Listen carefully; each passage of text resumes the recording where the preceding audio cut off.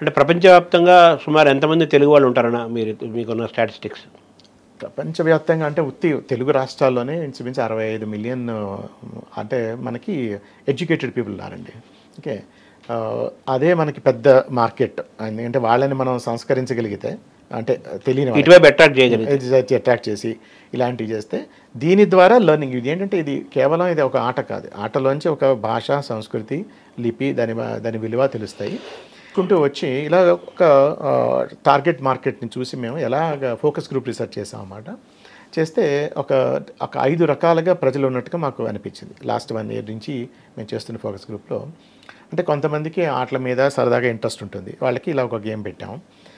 కొంతమందికి ఆటలో ఈ పదాలతో ఇదేముంది, దీనివల్ల నాకు ఏంటి అన్న ఇది కూడా ఉంటుంది, నాకు ఉద్యోగం అక్కర్లేదు ఏంటి అసలు అంటే, కానీ వాళ్ళకి ఒక కాన్సెప్ట్ మీద ఇంట్రెస్ట్ వాళ్ళు ఉంటారు. దానికోసం ఒక సామెతలు అని చెప్పి ఒక ఆట పెట్టాం. ఇందులో సామెతలు ఏం చేస్తుందంటే మనకి మీరు లాస్ట్ 200-300 ఏళ్ళ నుంచి మన పూర్వీకులు క్రోడీకరించి పెట్టేశారు. చిన్న చిన్న సామెతల్లోనే జీవిత సత్యాలని చెప్పారు. ఇప్పుడు యూత్కి మళ్ళీ అవి తెలియవు, చాలా మన చక్కని సామెతలు విలువలు కానీ. సో అందుకని ఆ సామెతలన్నీ మనం పట్టుకుని వాటిని ఏం చేసామంటే డిజిటైజ్ చేసి ప్రతి సామెతకి కాంటెంపరీ భాషలో, కరెంట్ లాంగ్వేజ్లో వాటికి మంచి ఒక ఇంగ్లీష్లోను తెలుగులో కూడా ఒక చక్కటి ఉదాహరణలు రాసి ఆ సామెతను ప్రతిరోజు సామెతని ఒక ఆట ఉంటుంది అన్నమాట. ఇందులో మొత్తం 5 ఆటలు ఉంటాయి. ఈ సామెత ఆట ఏంటంటే ప్రతిరోజు కొత్త సామెత ఉంటుంది. ఆ సామెతకి హింట్స్ వస్తూ ఉంటాయి. హింట్స్ని చేసుకుంటూ యూజర్ ఒక అవకాశాల్లో పట్టుకోవాలి. తెలుసుకుంటే తెలియపోయినా తెలిసినప్పుడు ఒక ఫ్లాష్ కార్డ్ వస్తుంది. ఆ ఫ్లాష్ కార్డులో సామెత గురించి ఎక్స్ప్లెయిన్ చేస్తాం. అది మనం ఒక క్యూరేటర్ని పెట్టి మనం చేయించామని.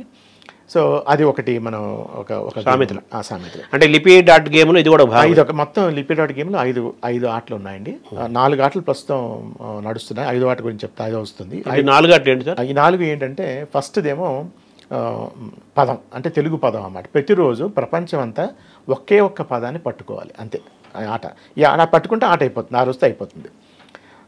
సపోజ్ ఇవాళ ఆట ఆడుతున్నారు అనుకోండి, మీరు లిపి డాట్ గేమ్కి వెళ్ళి డైలీ వర్డ్ అనే గేమ్ ఉంటుంది, అది క్లిక్ చేస్తే మనకి అన్ని డాష్లు ఉంటాయి. ఇప్పుడు ఫర్ ఎగ్జాంపుల్ ఇవాళ పదం లంబోదరుడు అనుకోండి. ఇవాళ పదం అది లంబోదరుడు 5 అక్షరాల పదం, అది 5 బాక్సులు ఉంటాయి.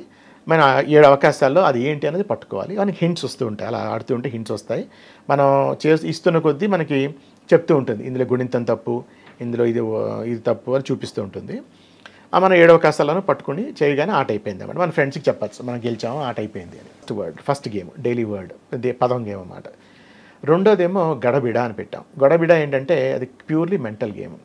తెలుగు పదాలని గుణింతాలు ఒత్తులు తీసేస్తుంది. ఇప్పుడు లంబోదరుడు ఉందనుకోండి, ఆ అమ్ అనేది తీసేస్తుంది, బాకి ఓ తీసేస్తుంది, లా బా దా రా డా అవి కదా అక్షరాలు, వాటిని మిక్స్ చేసేసి తికమకగా చేసి అక్కడ పెడుతుంది.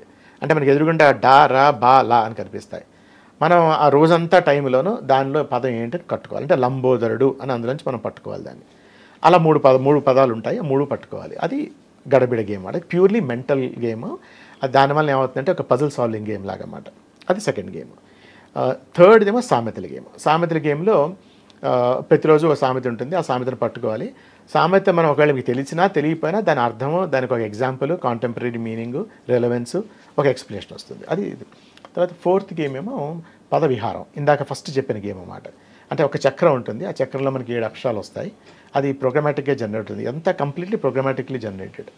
దీన్ని ఎవ్రీడే నైట్ జనరేట్ అవుతాయన్నమాట. ఆ 7 అక్షరాల్లోనూ మనం పదాలు ఏంటి రాసుకుంటూ వెళ్తూ ఉంటాం. నేను చెప్పినట్టు కొన్ని 1000 పదాలు వస్తాయి 7 అక్షరాలతోటి. అది మన తెలుగు యొక్క సౌందర్యం. అది ఆ అక్షరాలు చేసుకుంటూ వెళ్తాం. మనం చేసుకుంటూ వెళ్తుంటే మన లెవెల్స్ పెరుగుతూ ఉంటాయి. ఎక్కడ కావాలంటే అక్కడ ఆపేయచ్చు. బ్రహ్మ దాకా వెళ్ళొచ్చు. బ్రహ్మ కూడా వెళ్ళి లేదు ఇంకా నాకు చాలా నేను చేసుకుంటాను అంటే గురువు వచ్చి చెప్తాడు ఇంకా పైకి ఎలా వెళ్ళాలో, నిర్వాణ దాకా వెళ్ళొచ్చు అన్నమాట. అది పదవిహారం. అది 4వ గేమ్. సో ఈ 4 కూడా వీటన్నిటిలోనూ చూస్తే మీరు కొంచెం తెలుగు మీద పట్టుండాలి, పదాల మీద పట్టుండాలి, సామెతలు ఉంటే సామెతలు, ఇదంతా ఒక తరహా గేమ్ అన్నమాట.